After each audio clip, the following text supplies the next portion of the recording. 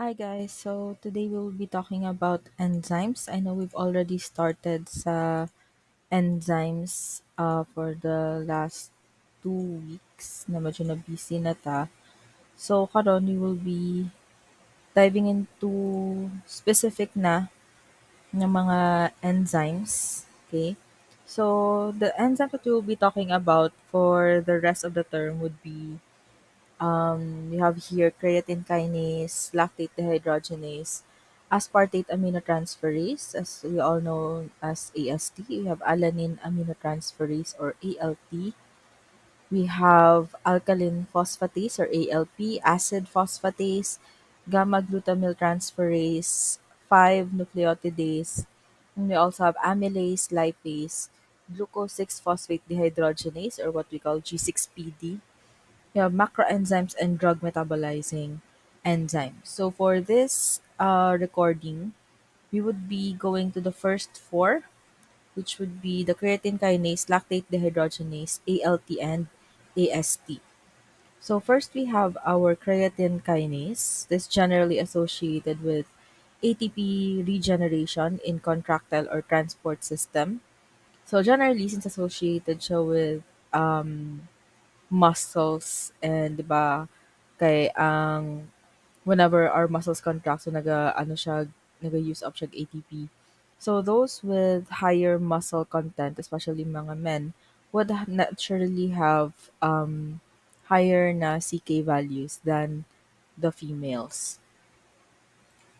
So creatine kinase or CK, predominant physiologic function niya, which occurs in the muscles, is involved in the storage of high energy creatine phosphate because our creatine phosphate, di ba, is stored sa ato ang muscles. The highest tissue source niya would be the skeletal muscle, heart muscle, and brain tissue.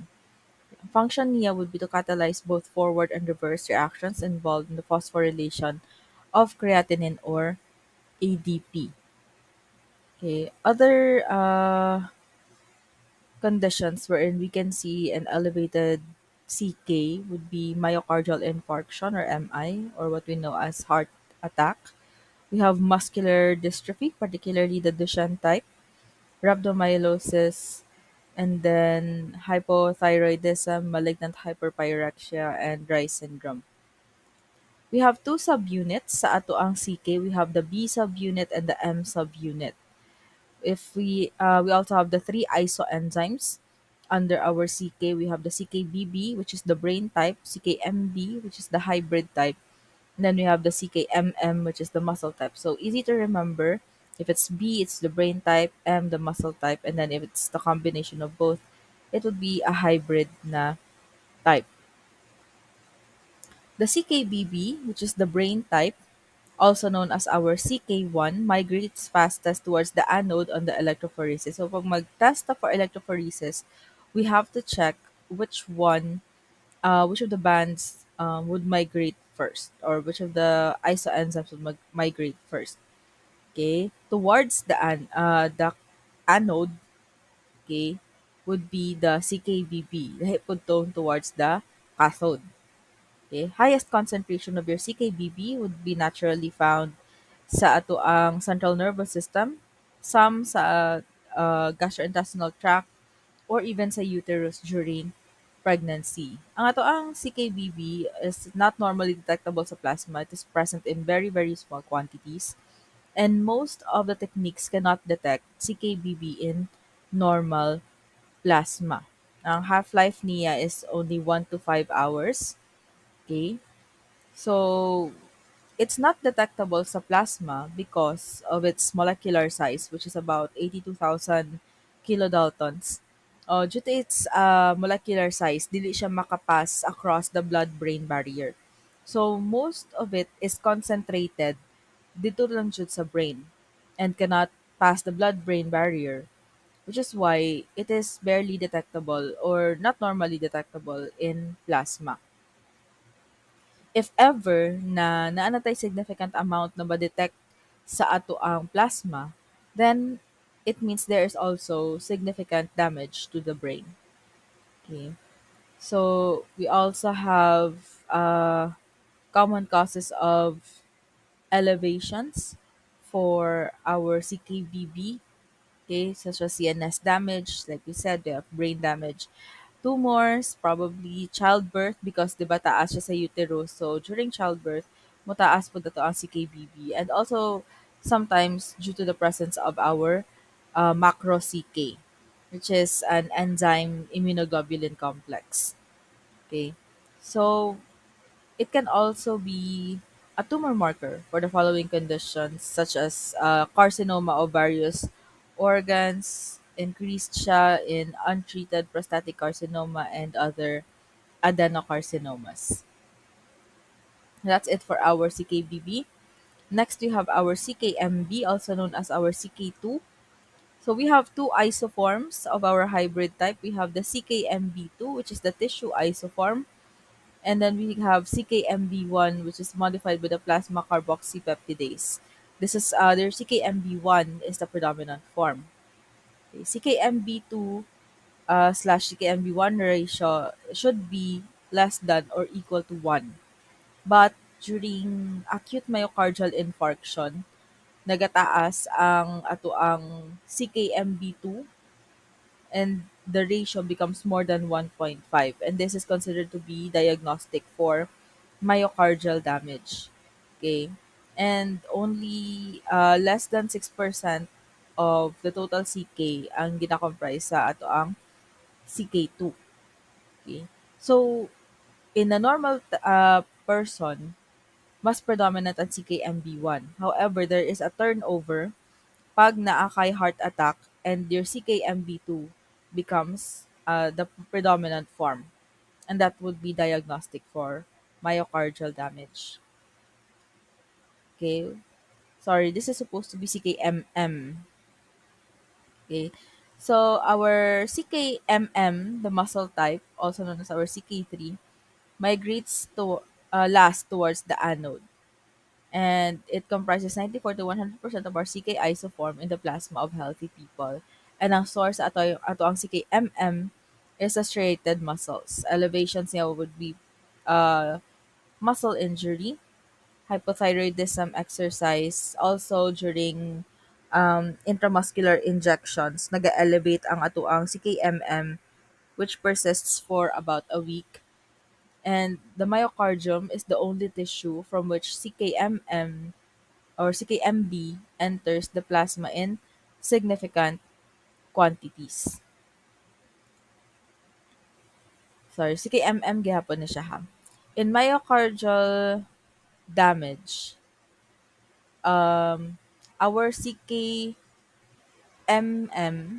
rises.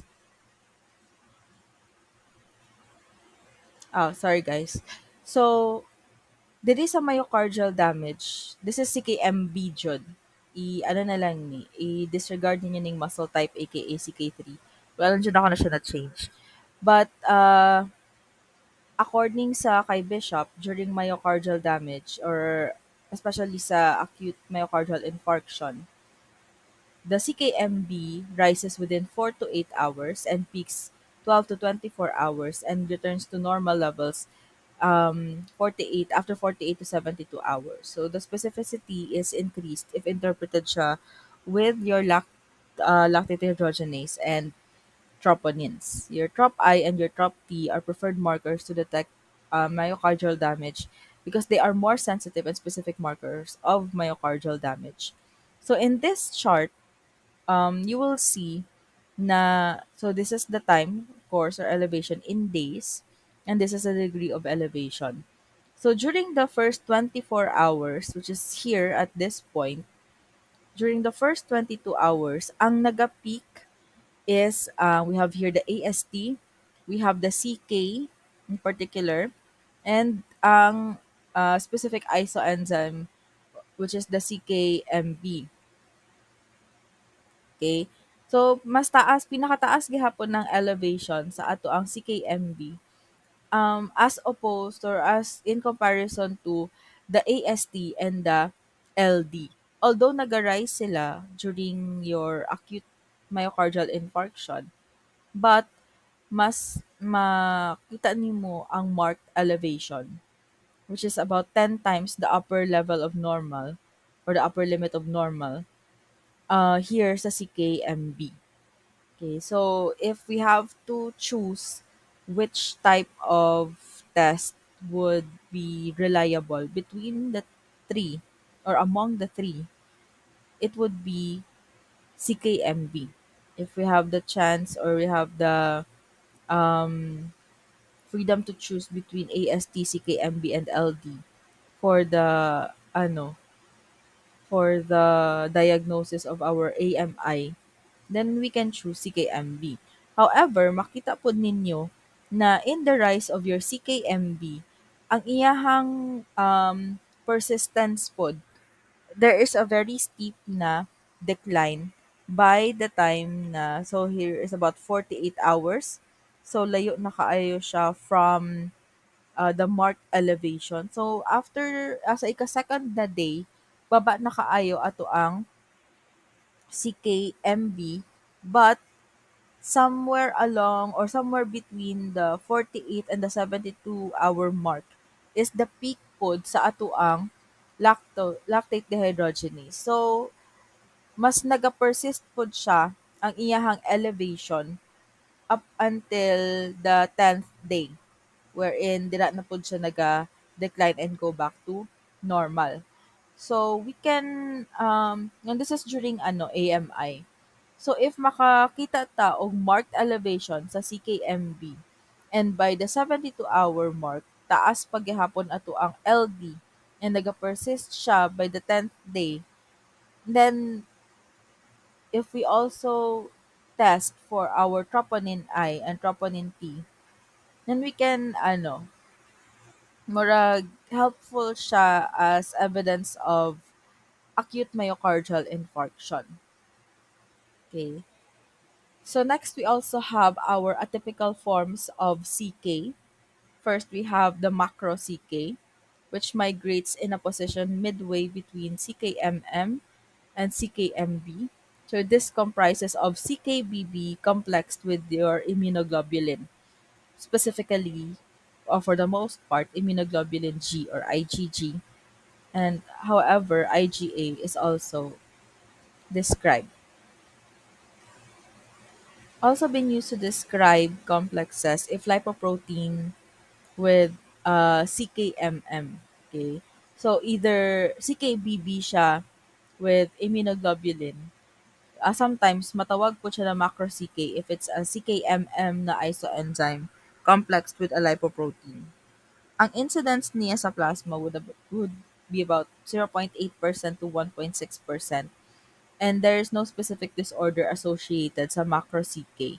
It just occurs with age and depende po sa sex sa isa ka person. So if frequently nag-appear siya sa women older than 50 years old.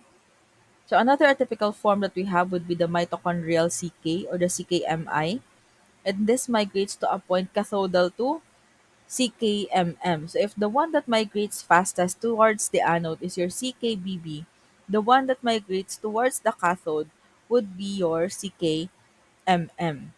And it is bound to the exterior surface of the inner mitochondrial membranes of the muscle, brain, and liver. And it is usually not present in normal plasma as well because naa siya sa mitochondria. However, detected siya if there is extensive tissue damage causing the breakdown of the mitochondria na siya, of the mitochondria, and also the cell wall. The incidence sa plasma would be 0.8 and 1.7% and appears to be an indicator of severe illness. So grabe na jud siguro imuhang sakit to the point na naga-breakdown na ang cell walls mo and even the intracellular and extracellular na mga components na makakita na kaog ka ng mitochondrial CK sa plasma. So here we can see sa electrophoretic migration pattern, the one that is fastest to migrate towards the anode here would be our BB. Here would be our MB, the macro CK, which is midway between MM and MB, like we mentioned, macro CK. We have the CKMM, Okay, if this is the origin, and the one that migrates towards the cathode would be your CKMI. Next, we have our methods of detection. Number one would be electrophoresis, which is the reference method. The complicating feature sa ato ang electrophoresis would be it is strongly fluorescent and appears migrating in close proximity to CKBB form. Okay, the advantages, however, is it can allow the visualization of adenylate kinase. Your AK, or your adenylate kinase, is an enzyme released from erythrocytes in hemolyzed samples and appearing as a band cathodal to CKMM. This may interfere with other methods, which causes an elevation of your CK or your CKMB.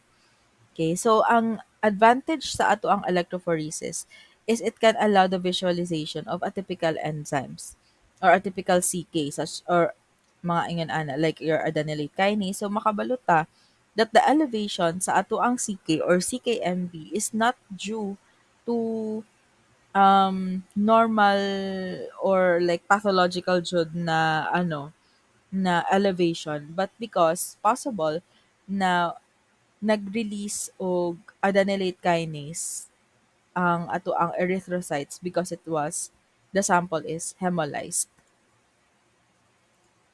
Next, we have the ion exchange chromatography. So this has the potential to be more sensitive and precise. However, disadvantages niya would be the merging of CKMM to CKMB, CKBB being eluted with CKMB, macro CK being eluted with CKMB. So there is the mixing of the various isoforms of our CK.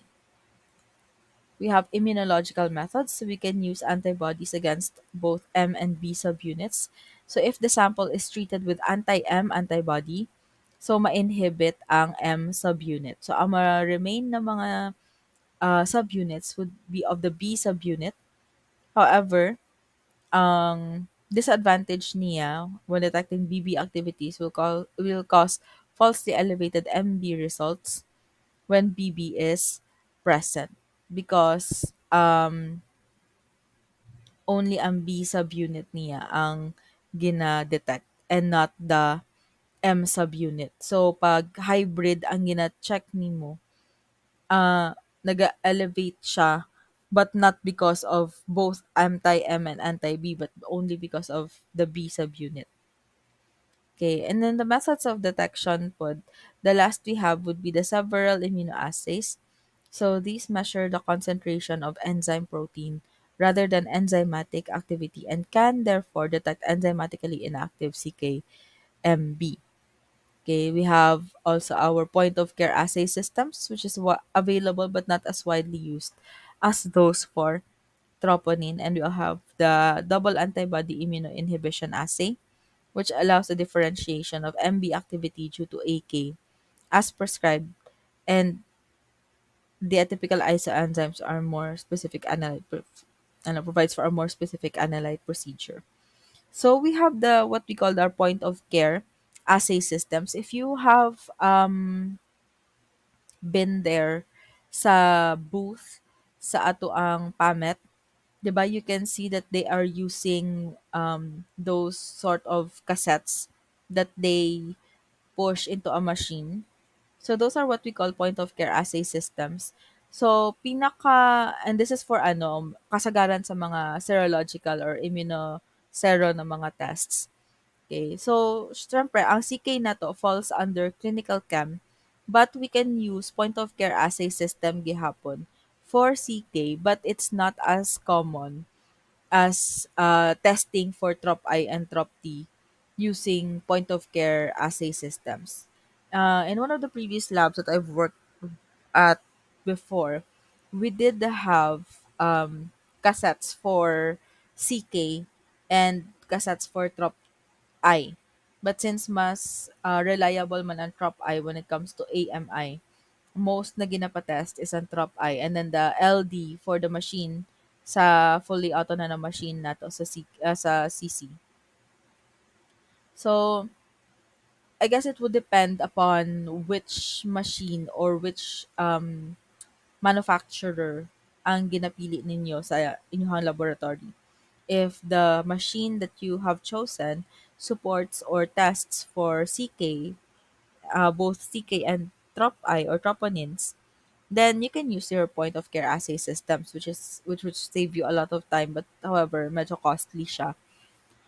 Or we could do a special chem procedure through the um, fully automated na machine. However, dili siya ana ka tawag ani. Since it's not a common test, ang CK, and mas reliable man ang troponin, most of the labs would prefer testing for troponin na, and most doctors would request troponin rather than requesting for CKMB. Okay? Probably because sa ka-rare niya na gina-request, maabtan na lang kag-expiration date sa imuhang reagent, and then most of the doctors would be requesting for troponin anyway.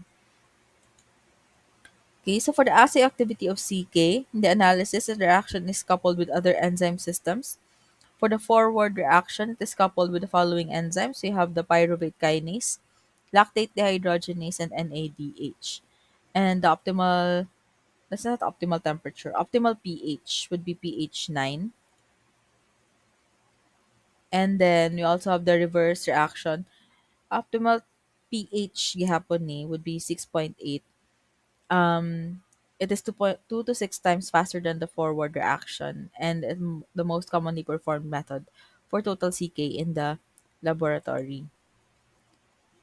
Sources of error would be RBCs are virtually devoid of CK but very rich in AK. And your AK reacts with the ADP to produce ATP, which participates in the assay reaction, which causes false elevation pod sa atoang CK. 'Di ba? Because ang CK na to is involved in the catalyzes the ADP production as well, or the usage of our ADP to produce ATP, because CK is found in muscles. So if we have hemolysis and the erythrocytes um, releases the adenylate kinase or the AK, your AK would also react and participate in the reaction, which produces the ATP and would cause false elevation.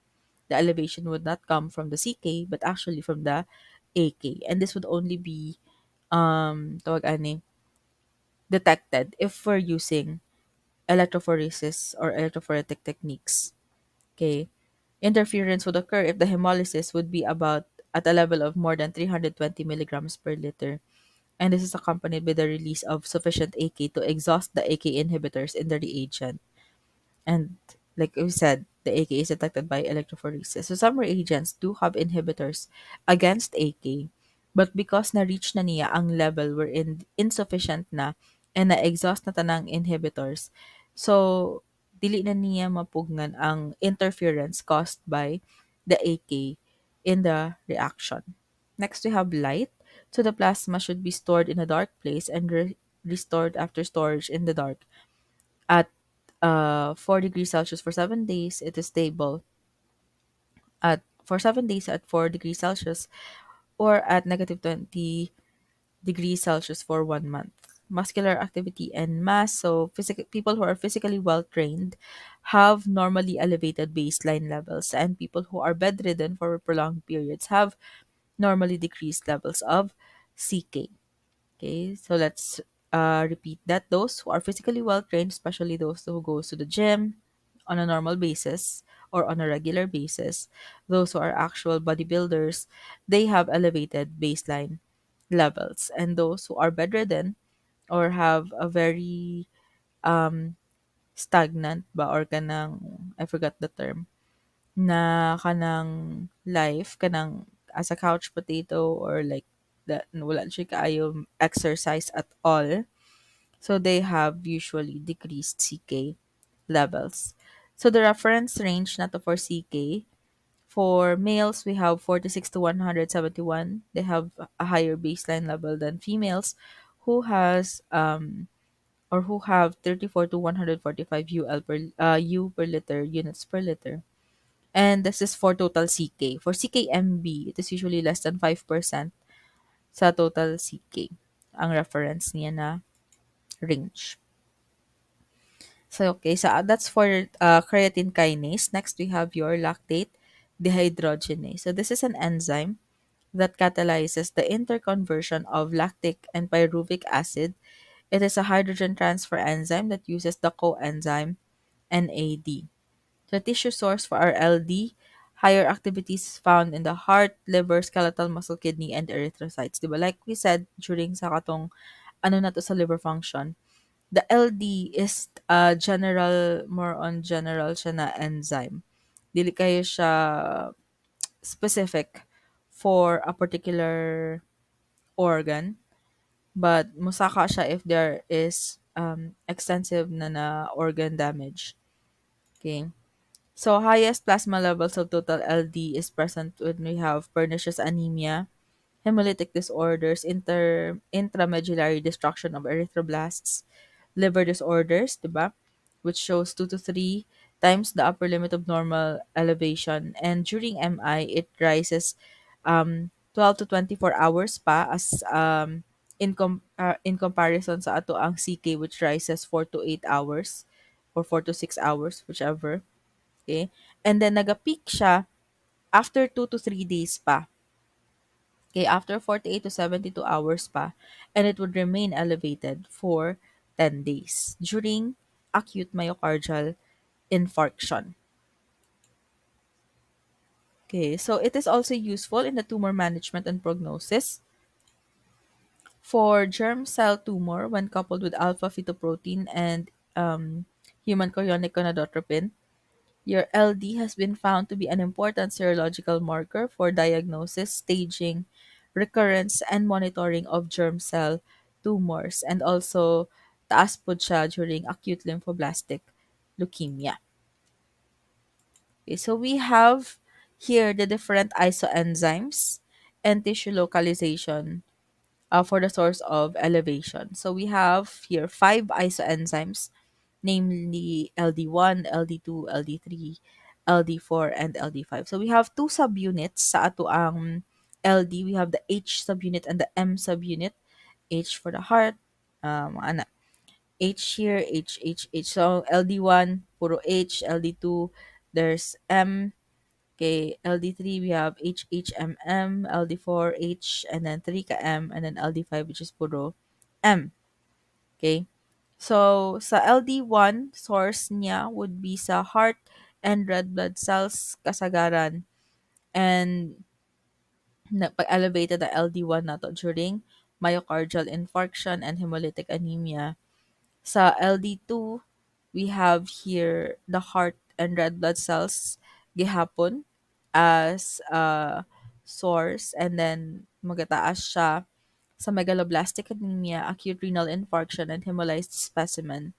LD3 can be found in the lungs, lymphocytes, spleen, and pancreas, so other organs na. And nagataas siya during pulmonary embolism, extensive pulmonary pneumonia, and lymphocytosis and acute pancreatitis. And then LD4 can be used as a tumor marker for carcinoma. And then LD5 is specifically found here sa liver, which is nagataas during hepatic injury of inflammation. So whenever you're trying to find the source or the cause of the LD elevation, okay, you have to check which isoenzyme is actually pinakataas jud. So practically, so syempre kung when you test for the isoenzymes and pinakataas yun the LD5, you can say na maybe there is hepatic injury or inflammation of the liver or hepatitis, di ba? If taas kaayo LD4, maybe there is carcinoma that is present. Okay? So, depende kung asa siya naka-localize na tissue na ano ninyo, ang katong disorder whenever it is elevated. Given, of course, that you will have to check the individual na isoenzymes or quantity. Okay? The analysis of LD and isoenzymes could be accompanied by immunoinhibition and chemical inhibition. Okay, so your LD2 is the major isoenzyme fraction, followed by LD1, LD3, LD4, LD5. So if you put it in order, mauna ang 2, 2, 1, 3, 4, 5. However, pag mauna ang 1, so Nag-increase siya if there is cardiac necrosis and intravascular hemolysis. Because 'di ba, although parehas lang ang source nila, which is ang heart and ang red blood cells, mas nagasaka ang one if ingon ani na, pag na-notice na ninyo na ang LD1 is higher na than your LD2, then you can suspect for cardiac necrosis or intravascular hemolysis. And then your LD5 is the greatest clinical significance niya would be in the detection of your hepatic disorders. So, in our liver function, di ba, ginagamit po nato ang lactate dehydrogenase.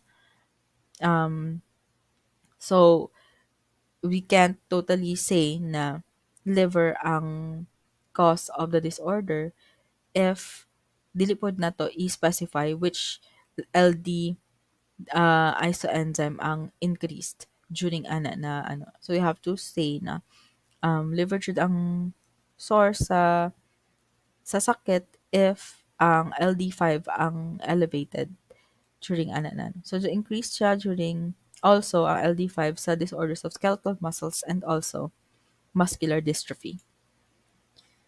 So your LD catalyzes the interconversion of your lactic and pyruvic acid using the coenzyme NAD.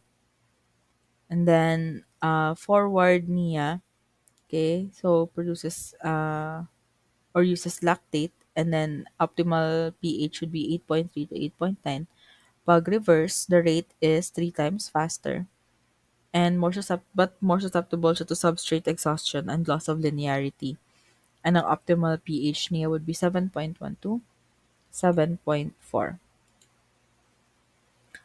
Okay, so sources of error for your LD determination: any degree of hemolysis or erythrocytes contain LD concentration about 100 to 150 that found in plasma. Okay, so any degree of hemolysis can cause an elevation of your LD. Hemolysis po ang source of error for our CK due to the adenylate kinase. So LD activity is actually very unstable in plasma regardless of which temperature at which it is stored. So it should be stored at 25 degrees Celsius and analyzed within 48 hours. And your LD5 is considered to be the most labile. So there is loss of activity that occurs more quickly at 4 degrees Celsius than at 25 degrees Celsius. So whenever you're trying to test for LD, you have to remember ang storage condition at which it should be stored. So preferably, if mag-test na lang man ka for LD, you have to test it immediately rather than storing it because isoenzymes that are very labile and there would be loss of activity and possible na interference from the RBC.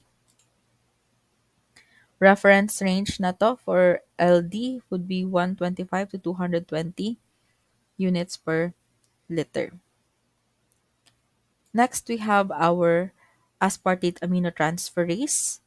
Okay, so please remember your AST is your aspartate aminotransferase and not aspartate uh, um, aminotransaminase. Okay, so I've seen a lot of confusion, which is a transferase, which is the transaminase. Okay, transaminase ang katundaan, the SGPT, SGOT. And then the new one is the transferase. Okay, so your AST is an enzyme belonging to the class of transferases, and this is commonly referred to as a transaminase. Other term for your AST is your SGOT. Okay, and this is involved in the transfer of an amino group between aspartate and alpha keto acids with a coenzyme pyroxidyl phosphate. Okay, this is for the transamination reaction. This is important in intermediary metabolism because of its function in the synthesis and degradation of amino acids.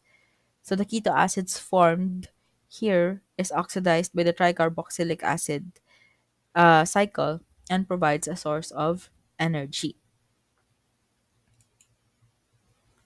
So we have two isoenzyme forms. We have the cytoplasm or the cytoplasmic form, and we have the mitochondrial form. The more predominant form is the cytoplasmic, which occurs in plasma, and the hepatocytes have the highest concentration of cytoplasmic AST.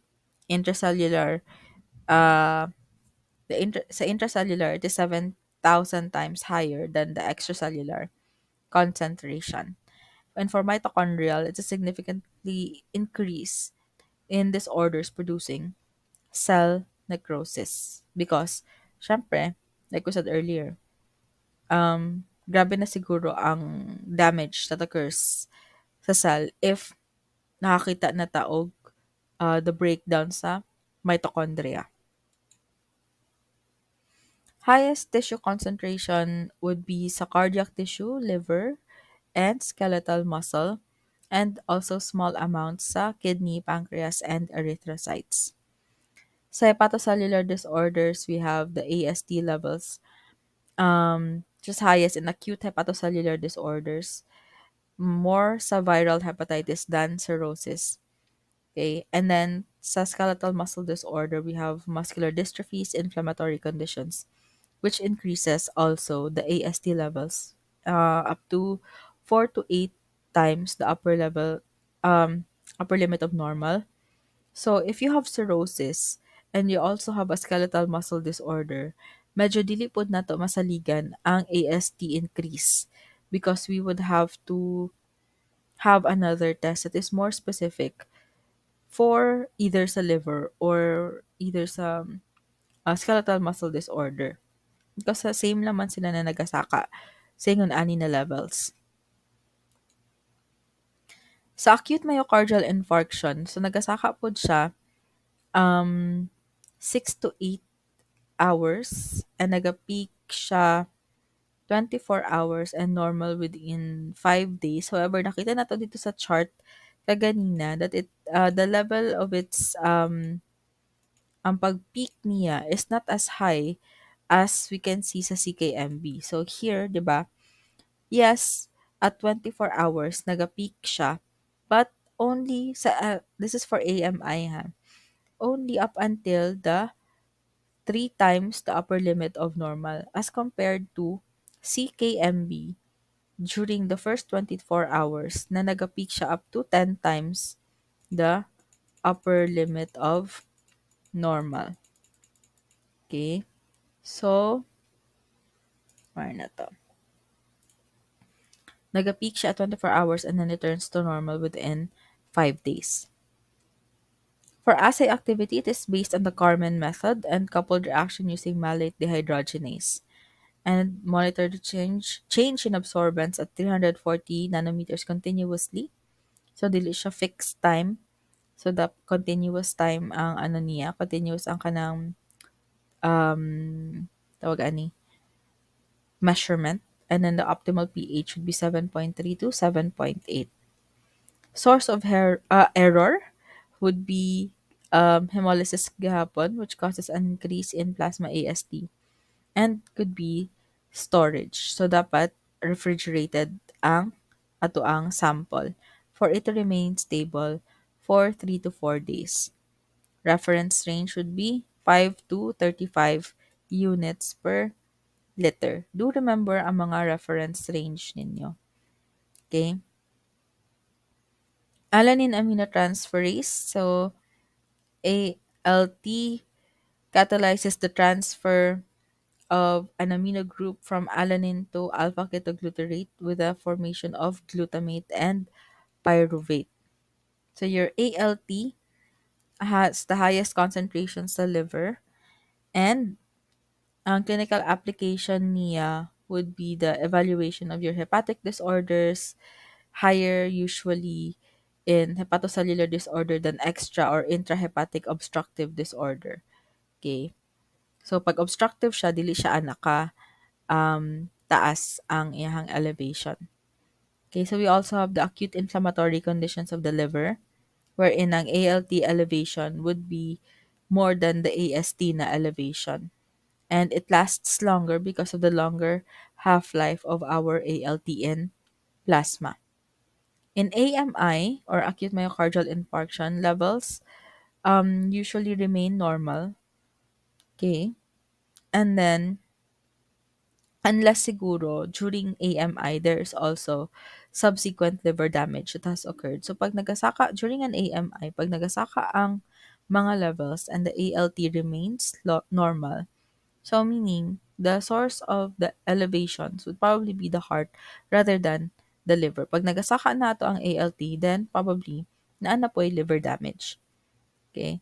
So ALT levels have been compared with levels of AST to help determine of the source of an elevated AST level and to detect liver involvement concurrent with myocardial injury. So we have what we call our Diritis ratio, which is the ratio of our AST in comparison sa ato ang ALT. And this is used as a liver function test to evaluate disease progression and also severity.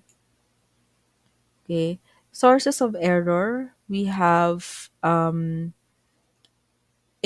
storage. So ALT is stable for 3 to 4 days, almost the same as our AST, at refrigerated temperature of 4 degrees Celsius, and it is relatively unaffected by hemolysis. Relatively unaffected, but that doesn't mean na musugot reta sa hemolyzed na sample.